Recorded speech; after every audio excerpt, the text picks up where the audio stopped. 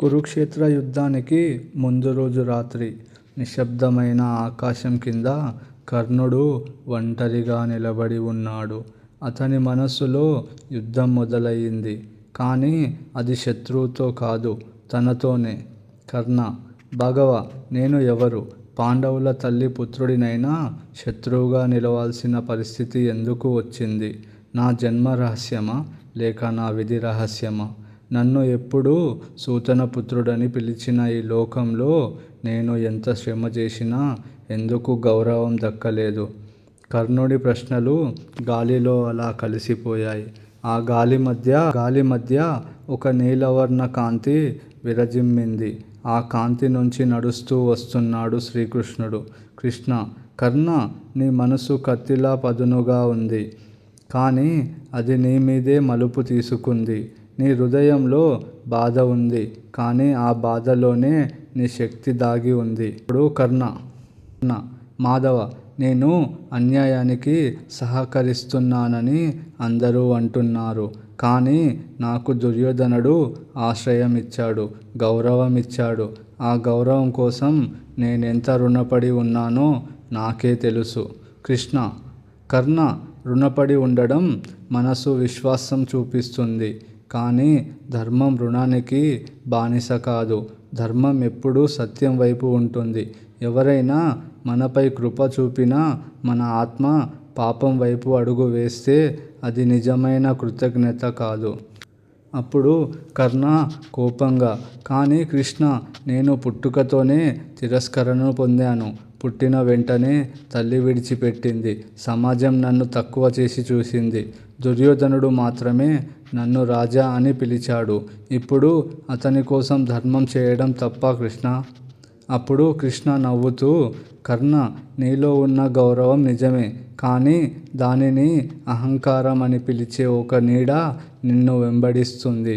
నీకు పాండవుల పక్షాన యుద్ధం చేయమంటే నీ మనసు చెబుతుంది, వారు నన్ను తిరస్కరించారు. కానీ నీవు నిజానికి ఎవరో తెలుసుకుంటే నీ కోపం సత్యంలో కరిగిపోతుంది. అప్పుడు కర్ణ దడబడుతూ, అంటే నువ్వు ఏమంటున్నావు కృష్ణ? అప్పుడు కృష్ణ, నువ్వు కుంతీదేవి కుమారుడివి, పాండవుల పెద్దవాడివి, అర్జునుడి కంటే ముందుగా పుట్టినవాడివి. నీ రక్తంలో ధర్మం ప్రవహిస్తుంది కర్ణ. కర్ణుని కళ్ళల్లో కన్నీటి చుక్కలు మెరిశాయి. కర్ణ, అంటే నా శత్రువులు నా సహోదరులేనా? నా తల్లి నన్ను వదిలేసిన తర్వాత ఇప్పుడు ఈ సత్యం ఎందుకు చెబుతున్నావు కృష్ణ?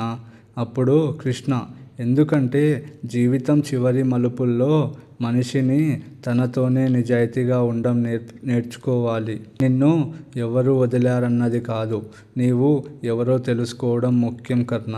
అప్పుడు కృష్ణ, విధి మనకు పరీక్షలు ఇస్తుంది. కానీ మనం ఆ పరీక్షల్లో మన విలువను నిరూపించుకోవాలి. నీ విలువ నీ పుట్టుకతో కాదు, నీ ప్రవర్తనతో, నీ ధైర్యంతో నిర్ణయం అవుతుంది. అప్పుడు కర్ణ మౌనంగా, అప్పుడు నా విధి ఏమిటి కృష్ణ?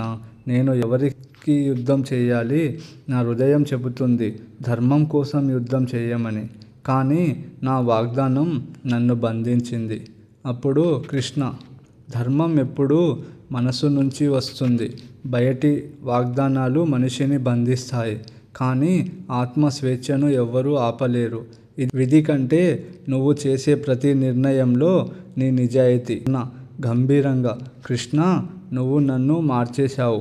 ఇప్పుడే నాకు అర్థమైంది, జీవితం యుద్ధం కాదు, జీవితం అనేది మన సత్యాన్ని అప్పుడు కృష్ణ, అదే సత్యం కర్ణ, నువ్వు నీలో. అప్పుడు కృష్ణ, అదే సత్యం కర్ణ, నువ్వు నీలోని సూర్యుడిని గుర్తుపట్టిన రోజు నీ చీకటిని జయించిన వాడు అవుతావు. ఆ రాత్రి కర్ణుడు నిద్రపోలేదు, కానీ అతని మనసు ప్రశాంతంగా మారింది. ఎందుకంటే ఆ రాత్రి అతడు తనను తాను కనుగొన్నాడు.